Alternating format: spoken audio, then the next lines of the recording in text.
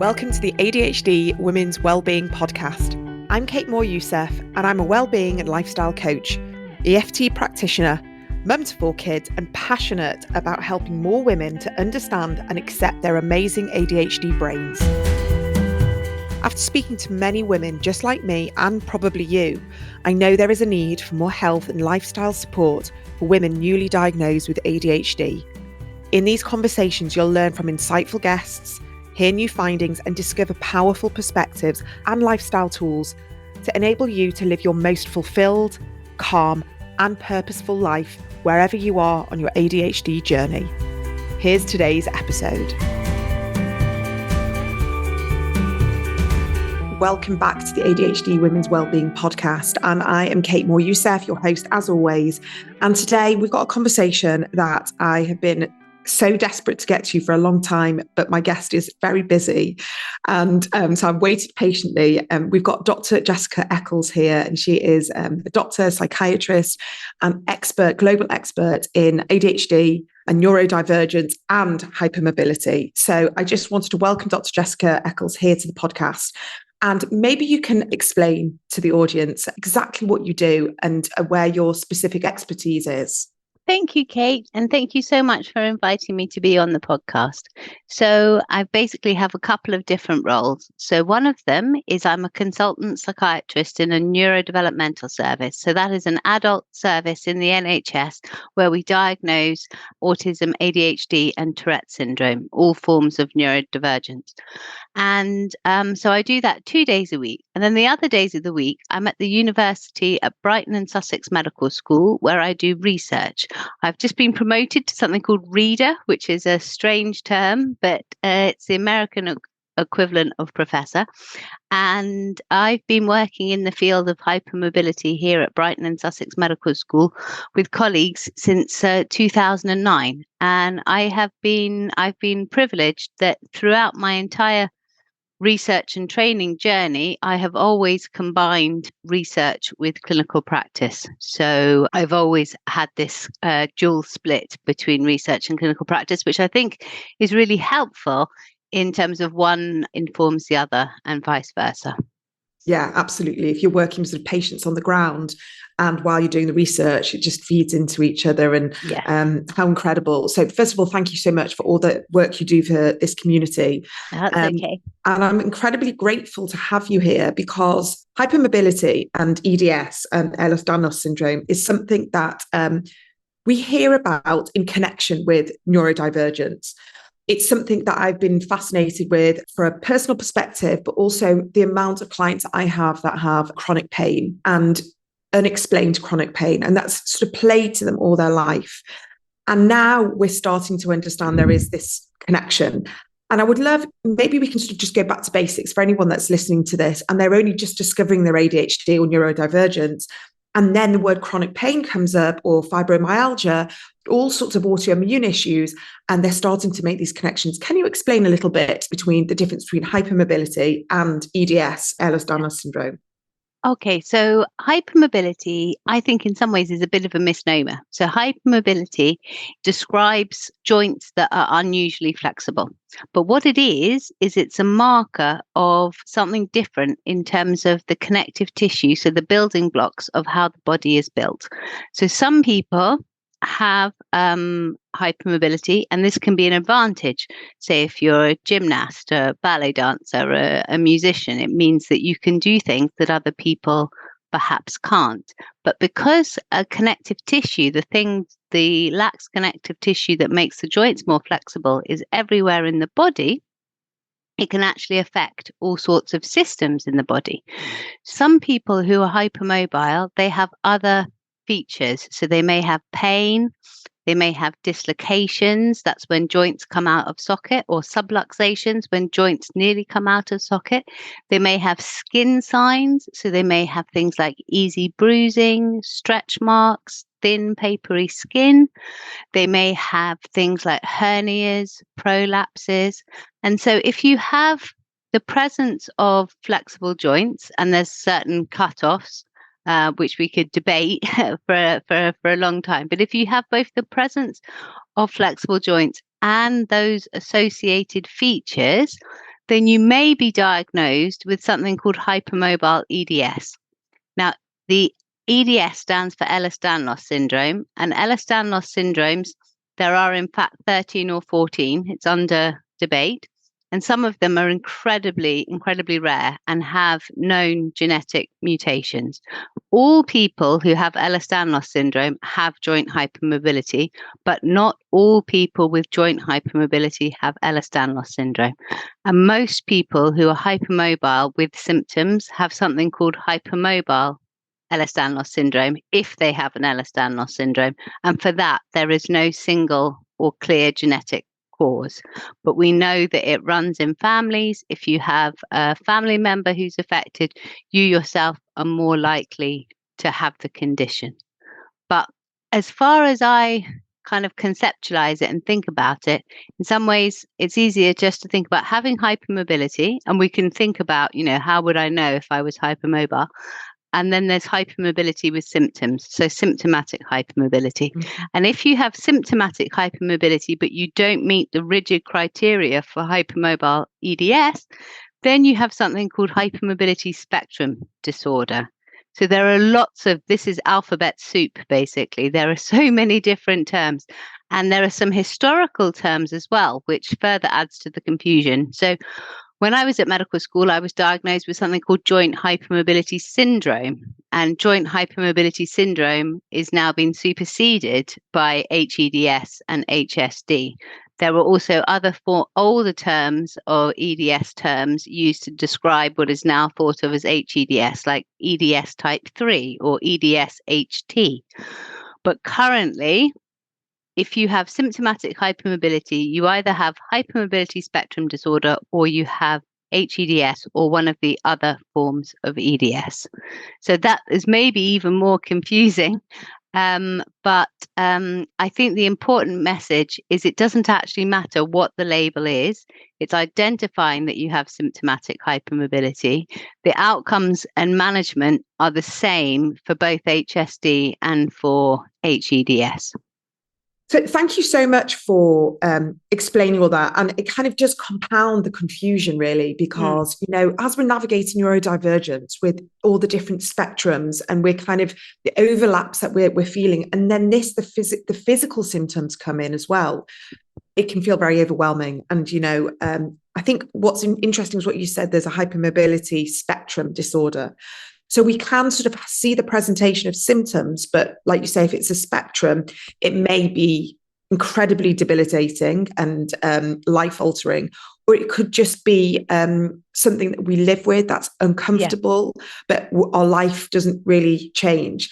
Is that what you're seeing a lot of, and you're seeing this sort of spectrum? And does it have any impact of how your neurodivergence shows up? Oh, I see. Well, those are really interesting questions. And I don't think we know all of the answers to them.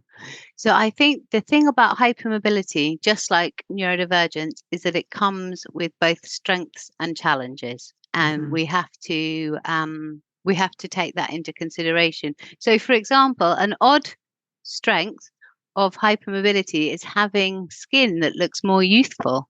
So I don't know if many of the listeners have ever been in the position of being, asked for ID in the supermarket when they're in their 30s or 40s, because they have this type of skin that looks soft and youthful. And that means that actually sometimes people can look younger than they seem. There are some piano pieces and pieces of music that can only be played by people with hypermobile fingers. Wow. And if you watch, the gymnastics or tennis, you can see how having hypermobility can be a real advantage in certain scenarios. But at the same time, it comes with challenges, and those challenges are on a spectrum. And so the biggest ones that people seem to contend with really are things like pain and fatigue and other issues like, and they may be all interrelated, things like gut issues, irritable bowel, irritable bladder, asthma, and then this whole phenomenon of things like dizziness on standing, dizziness after eating a large meal, dizziness after being in a hot environment, which we can talk about a bit more later, because this is all to do with abnormalities of the involuntary nervous system. And then there are other issues. So with hypermobility, some of the work that we've been doing has been about anxiety. So hypermobile people are more likely to experience anxiety than non-hypermobile people. And we know that a lot of neurodivergent people experience anxiety too. So there are all sorts of intersects and overlaps, both between the brain and the body, between strengths and challenges, and between hypermobility and neurodivergence in general.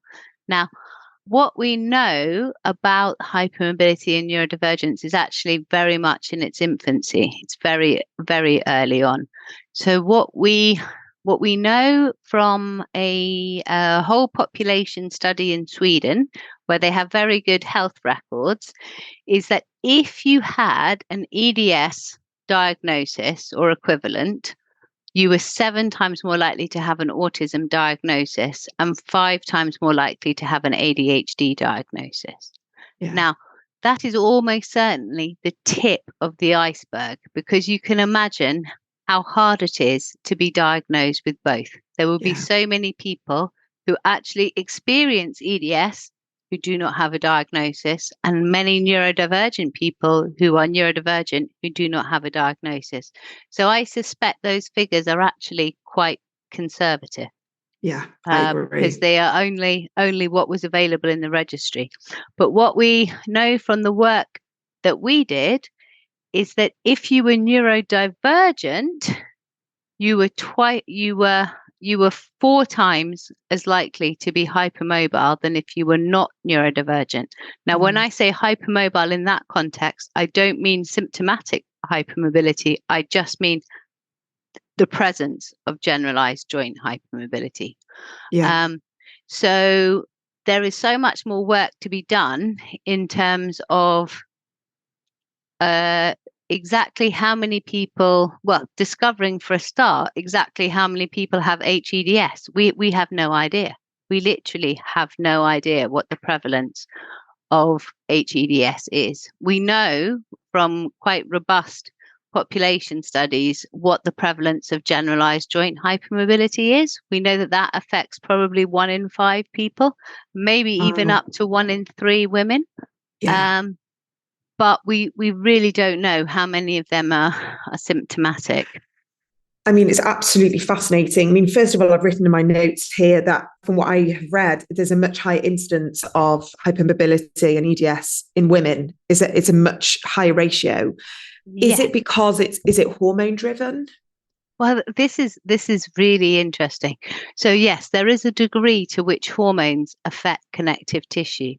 And we typically think that EDS and hypermobility is more common in women than men. And it certainly is more frequently diagnosed in women than men.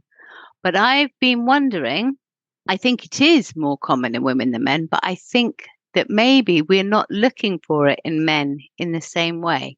And that actually men may have hypermobile features that are often missed.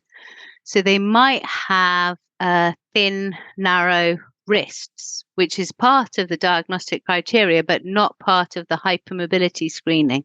They may have thin faces with narrow features. They may have soft, stretchy skin that bruises easily. And these wouldn't necessarily be picked up in the screenings.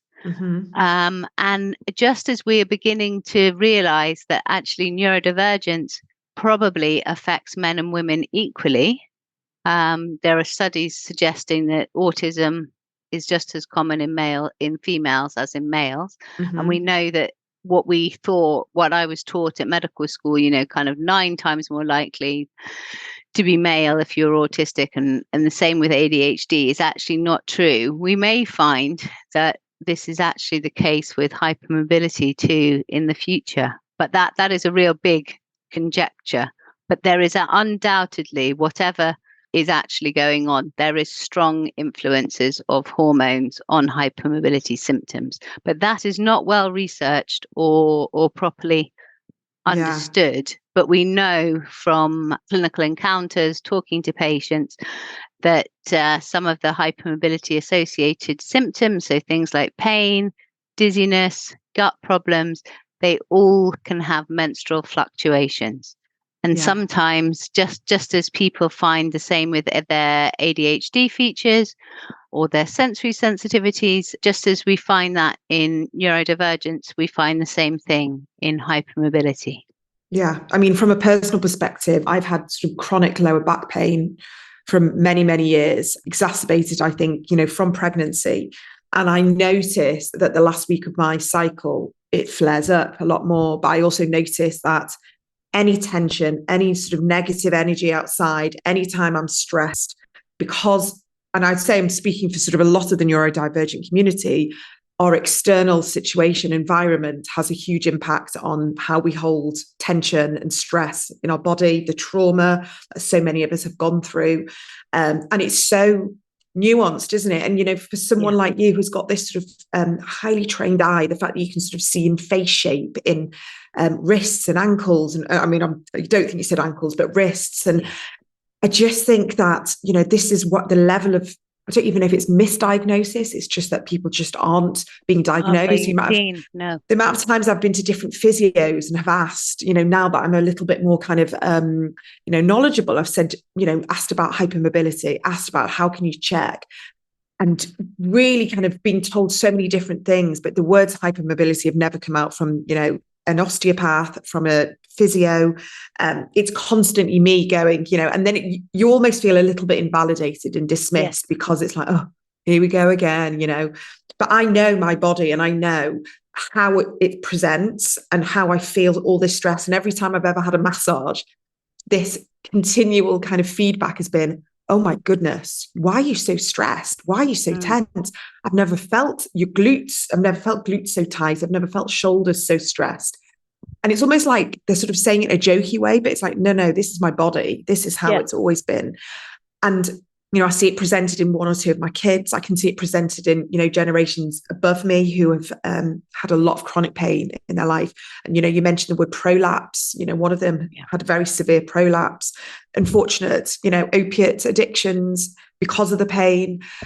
And so this is very, very real. And my family, I don't think, is any different to so many people that I speak to. And so how can we start turning this dial now? Like this, I hope this conversation goes out to thousands of people. And I hope by having this conversation, there are connections that people can start making. But when they go to their care providers, how can we start getting the diagnosis, the testing, the understanding, the validation, so things can start progressing for us? It's really hard, and unfortunately services are not ideally configured at the moment. Essentially, if you suspect you may be hypermobile, there are some really good resources for GPs from the EDS UK website called the EDS GP Toolkit.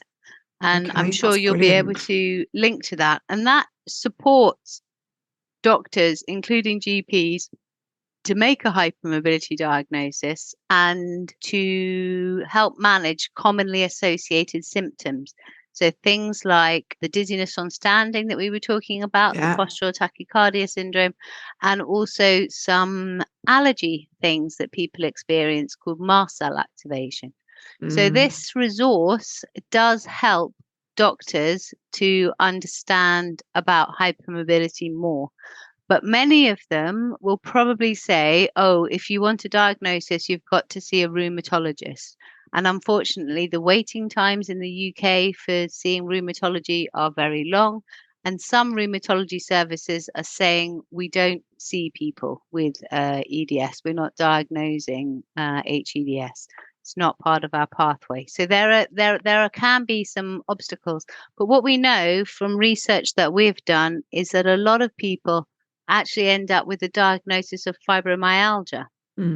When in fact, probably at least 4/5 of people with fibromyalgia actually have symptomatic hypermobility. Delighted to announce that the ADHD Women's Wellbeing podcast has a brand new sponsor. and it is Get Dopa. Now, Get Dopa is a fantastic supplement that I've been trialing for the past 4 to 6 weeks. And I have to say, I've noticed a really big difference. For any of you who have listened to me for a long time, you know I take supplements. I love them. For me, it's just part of my lifestyle and my wellbeing management.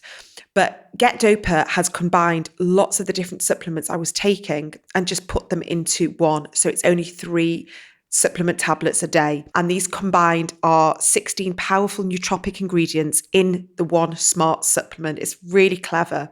And it's been created by a neurodivergent person. His name is Matt Buff. I've chatted to him, and he's so passionate in helping neurodivergent brains thrive, feel regulated, less anxious, more clarity. And I have to say, I have really been surprised by the impact that Get Dopa has had on my working day, feeling much more calm. My memory, my energy, my cognition, my focus, my mood has been significantly improved. So I wanted to let you know about the benefits. And something that I do struggle with is sort of memory recall and names and words and things like that. And obviously with the podcast, it's really important. But I've really noticed that I have felt much more supported in this area. And I know that a lot of the 16 different ingredients are fantastic for the brain. Not only do they do all the things I was just telling you about, but they boost the neurotransmitters such as the dopamine, which we know we're deficient in, and that helps support our executive function. It supports our central nervous system, so that helps us with our mood regulation, with our anxiety, with sleep. It improves our digestive health, so it can support our gut-brain axis, again, very important with regards to mood and anxiety. And it aids the formation, growth, and repair of our brain cells. So it's really protecting our brain with powerful antioxidants. If you want to know more about the formula, do head to the website getdopa.com, and you'll also be able to read loads of fantastic reviews. It's not just me that's saying this. Lots of people are saying that they are cutting back on their ADHD medication, or they can be taken alongside their medication, which also is really sort of helping the impact of the medication. And there's also Dr. Rachel Gow, who is part of my ADHD Women's Wellbeing Hormone series. And she is a nutritional neuroscientist and author of Smart Foods for ADHD Brain Health. And she says that Get Dopa includes these powerful amino acids, minerals, vitamins, probiotics, alongside the plant-based ingredients. And these ingredients are well known for their ability to improve energy, cognitive function, mood, concentration, and supports memory. So I'm really excited to say that I have a 10% discount for you. If you go to the show notes, there's a clickable link. Click on the link, you'll get that 10% off. And I'll also be sharing some information on social media. And head to their website, getdopa.com, so you can really understand the formula and read lots of these fantastic reviews. Now back to today's podcast. So when you're saying that rheumatologists aren't diagnosing, then what happens? You know, is there genetic testing? Is there self-diagnosis? I mean, how do people get help? It is a real minefield, and I would encourage people to look for help from the EDS Society. And also I am the patron of a Sussex charity called SEDS Connective that is specifically there to support and advocate for hypermobile neurodivergent people. So I think people essentially have to be empowered to think things through themselves because of the way that services are constructed. There is also a really good book by someone called Claire Smith about understanding hypermobile EDS and hypermobility spectrum disorder. And I would strongly recommend that anyone who thinks they may have symptomatic hypermobility read that book and then see all of the possible connections with physical health things. It was written a few years ago, so it doesn't really have much to say about neurodivergence and mental health associations, but it is a really good starting point. And then you can, and something to take to the GP and say, look, I've been reading this, and this is what I'm finding. I think knowledge is power, education is power. We need to continually bring this knowledge to the attention of our healthcare providers. And sometimes people write to me and say, why doesn't my doctor know this? Mm-hmm. And actually, this is pretty fresh knowledge. And if you think about it, it often takes for scientific discoveries 10 or 15 years for them to trickle down into generally accepted medical practice. So although it is frustrating, it is new knowledge, it will take time for it to get out there. But we are trying our best. I often speak to groups of clinicians, maybe even once or twice a week, give talks to interested hospitals, interested teams. So we really are trying to spread the word, but we need somehow to shift the conversation up a notch onto the national policy level, I think. Yeah, especially Absolutely. because how common chronic pain is, and just sort of having this umbrella of chronic pain. I've got a very good friend of mine, a psychologist, doctor, and her speciality is chronic pain.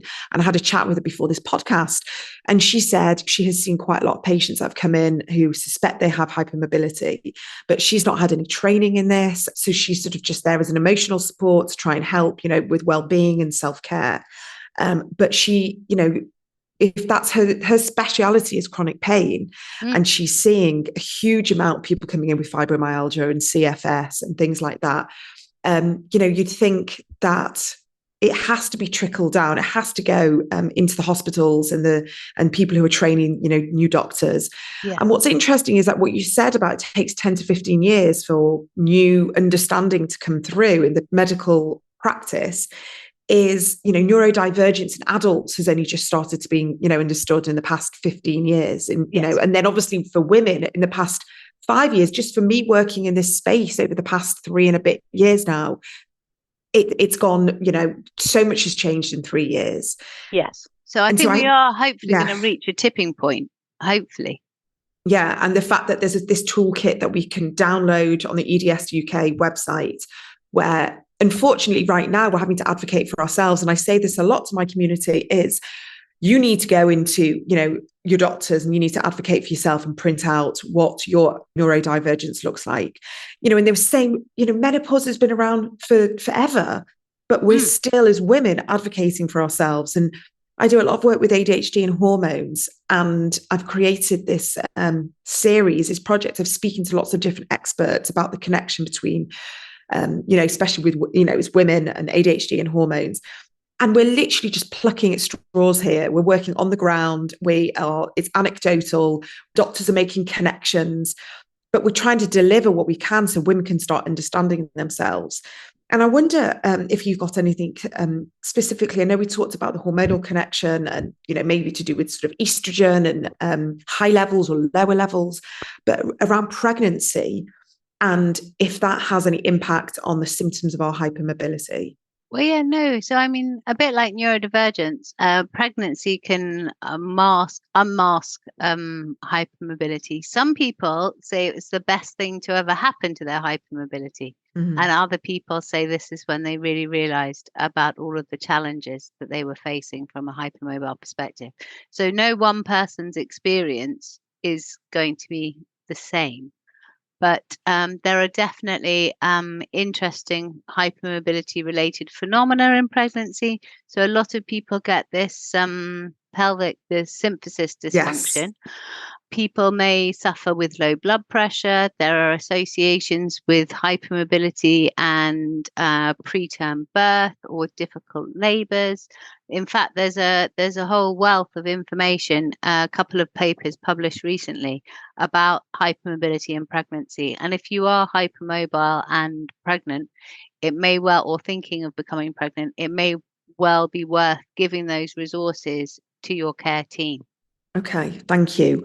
And also, when you're in your different kind of capacity with your different hat on, when you're diagnosing people with ADHD and or autism, is there a checklist now of bringing in hypermobility? Like, are we able to sort of see the physical signs where chronic pain, IBS, gut problems, like why is it still quite archaic the way the DSM-5 is categorizing how? Yeah, like, yeah. So, would you want to see that in the diagnostic process? I would definitely want to see it in the diagnostic process. And certainly when we make diagnoses, we're always looking out for physical health things that might point towards hypermobility. Do I think that hypermobility should be part of the diagnostic criteria for ADHD and autism? I don't think all neurodivergent people are hypermobile or all hypermobile people are neurodivergent. So I don't think it should necessarily be in the diagnostic criteria, but I think it should. If you see one, you should think of the other. So say if you're seeing a neurodivergent person, you should think, oh, are they hypermobile? If you're seeing a hypermobile person, you should think, are they neurodivergent? And because so many of the people that we see, particularly the women, in our autism, ADHD, Tourette syndrome service, are hypermobile, we've actually set up the world's first neurodivergent brain body clinic in Sussex. So people who have received a diagnosis of a neurodivergent diagnosis in Sussex, adults, can come and see us and have a hypermobility assessment. And we run psychoeducation sessions and some interventions and consultations for people who are having difficulty interacting with the medical sphere and provide advocacy for them.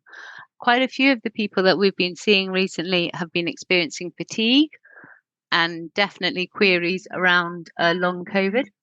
Yes. Yeah. And actually, I can't tell you the results, but we've recently conducted a large study of about 3,000 people to look at the link between hypermobility and not recovering from COVID, which is currently under review. So we'll be able to speak more about that in the future.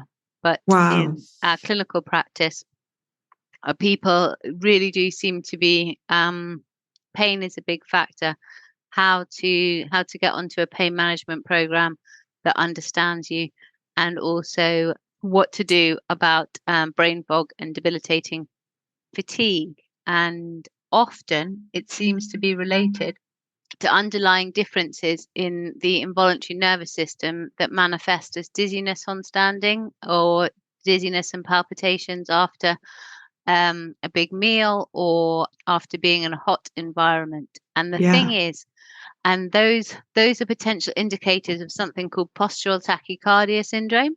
And we know that the majority of symptomatic hypermobility patients experience some form of difficulty with standing in terms of orthostatic intolerance.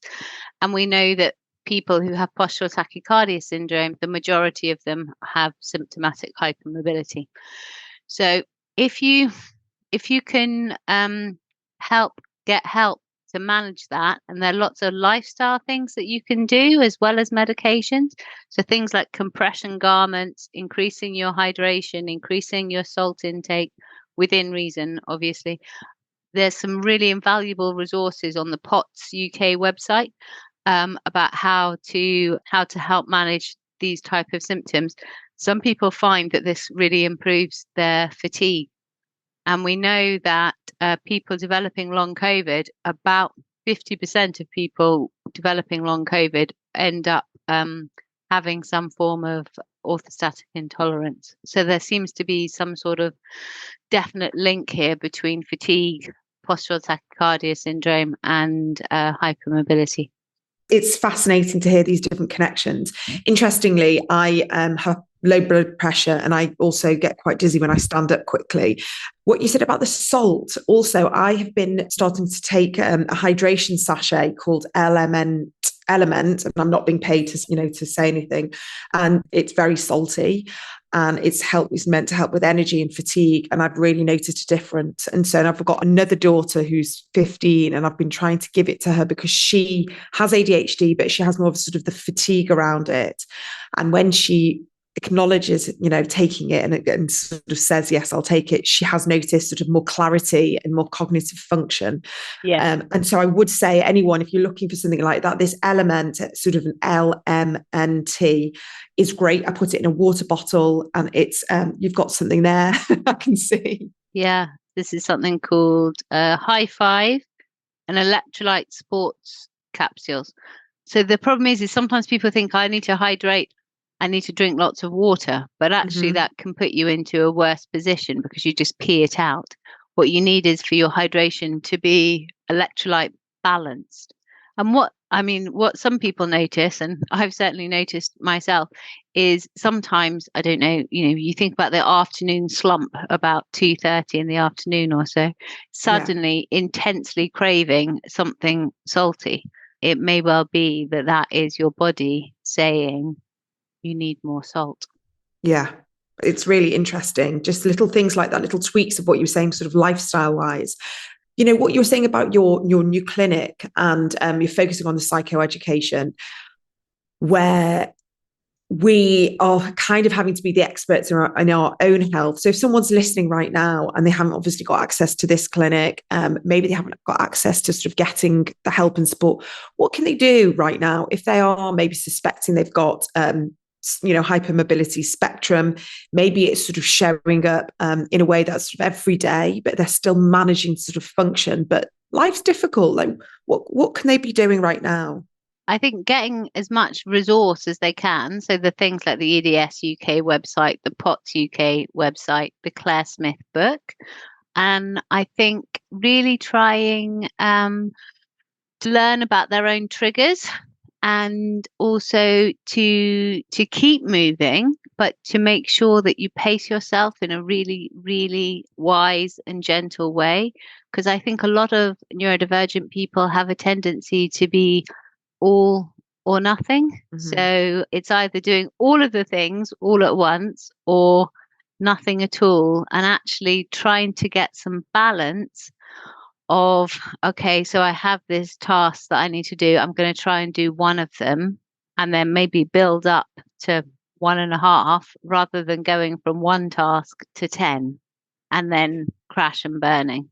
It's hard. It's hard for neurodivergent people. But I think there is a lot of patterns of, getting into cycles of hyperactivity and exhaustion that probably compound and worsen pain and other symptoms. Trying to get that balance is really, really important. And not doing too much and not doing too little. Yeah. I mean, obviously I talk about doing things, somatic work, whether it's sort of stretching, that's yoga, it's anything else, sort of actual sort of somatic experience where we're just kind of trying to be sort of more in our bodies. I mean, do you see a lot of people who are hypermobile that are, I've noticed that when I do yoga, I can just do one move and that's it. I've hurt my hip, I've hurt my back. What would you suggest for people that do want to be active and needing to be active because of the restless energy? Well, it's interesting. And I myself, when I was at medical school, went on a pain management program and learned about some of these techniques from the other side as a patient. And I think it's about doing it in a gentle way that encourages strength and stabilization with someone who understands the hypermobile body. So I think yoga can be really helpful. But I think sometimes a hypermobile person can, easily overstretch. So I would possibly recommend quite basic Pilates over yoga in the first instance. And when because the core, getting that stable core is so important for so many things. And just taking it really gently, not trying to do all of the moves all of the time, just really focusing on getting the basic moves right, I think is important. And also trying to keep up some exercise and activity. If it's something like swimming, for example, that is non-load bearing, but is an important non-harmful way of exercising. Yeah, Pilates for sure has helped me now. I resisted it for years and years because I found it a bit boring. But actually that has... Boring is safe sometimes. Yeah. And for me, I enjoyed the yoga, I enjoyed the flow, I enjoyed the music, and Pilates just felt a little bit clinical. However, I had a really horrendous back injury about 18 months ago, and I've been recovering ever since. And the Pilates has been the thing that has stopped me from going back there. And especially when I can start feeling the pain, I go and do my Pilates, and it really, really does help. So I don't want to sort of end this conversation feeling sort of despondent and like there isn't the care there. But if people are listening in different countries and they often go to a physio or they often go to an osteopath, if they can educate them and say, listen, this is what I think it is, I'm neurodivergent and there's a high incidence of hypermobility with neurodivergence, can you go off and have a read, and then maybe we can come up with a plan that isn't so cut and dry for other patients? No, I think that's what we have to start doing. Absolutely. And although it is great that we have the clinic here in Sussex, hopefully that will be an example for other clinics across the world. And that by flying this flag, others will hopefully follow suit. But I think, as we've been talking about, knowledge is power. And also, so many people have to take control of the situations themselves and advocate for themselves. And unfortunately, I think that is the only way that we're going to make progress at the moment, is through the patient community and spreading awareness, whilst we try and raise awareness at a much higher level, in government, in medical education, in healthcare education. So we need to do this together. Yeah, absolutely. I obviously am not an expert in this, but from what I know from helping myself and others around me, is because we absorb so much, and especially with the state of the world right now and how we can be so impacted by everything that's going on around us, and we absorb stress and trauma and all the things, the negative energy, is we need to protect ourselves probably more than others with our boundaries, our social media, watching the news, being more aware of how helpful self-care can be, whether that is just time in nature, time out, away from technology, surrounding yourself by those people. And it might just seem very small and insignificant if you are in a lot of pain. But having these little kind of glimmers, these little tools that do feel like we've got more empowerment of where we say no, like who we let into our environment and what we're listening to, what we're watching, what we're scrolling, like all these little things, I do believe can have an impact and hopefully have an impact on our pain levels. Absolutely. I mean, there is no magic bullet for any of these things. And it is all about a series of small steps taken to try and get that balance that we were talking about. And so if that means not plowing through, 3-hour meeting in pain, but instead going out and having a walk and just connecting with nature for 5 minutes, then that's what you've got to do. If it means listening to like a soothing song or something on the television that you really appreciate and enjoy, rather than scrolling through social media, then do it. We need rest and recovery as much as pushing through, and trying to break these habits of kind of doing too much and then not being able to do anything is really important.